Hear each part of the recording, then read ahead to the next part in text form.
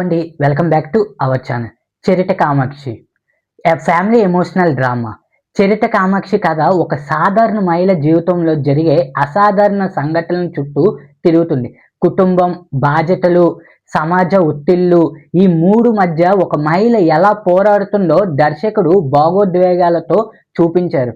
కథలో ట్విస్టులు పెద్దగా లేకపోయినా భావోద్వేగ ప్రయాణం ప్రేక్షకుడిని కట్టిపడేస్తుంది.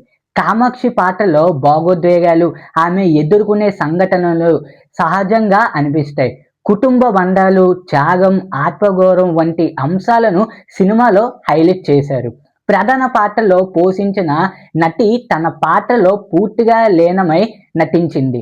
భావోద్వేగ సన్నివేశాల్లో ఆమె నటన చాలా సహజంగా హృదయానికి తాకేలా ఉంది.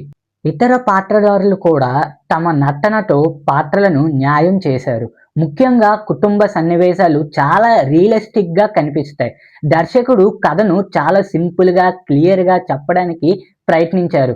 సినిమాటోగ్రఫీ మంచి విజువల్స్ అందించింది.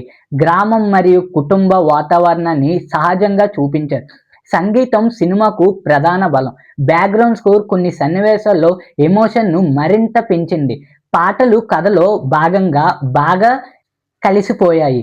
ప్లస్ పాయింట్స్: ప్రధాన పాత్ర భావోద్వేగ నటన, కుటుంబ సన్నివేశాలు, సంగీతం అండ్ బ్యాక్గ్రౌండ్ స్కోర్, భావోద్వేగ కథనం.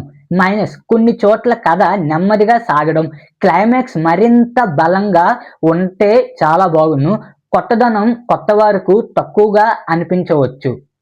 ఈ మూవీ మనకి ఈటీవీ విన్ యాప్లోనైతే స్ట్రీమింగ్ అవుతుంది. 1 hour 30 minutes రన్ టైంతోనైతే.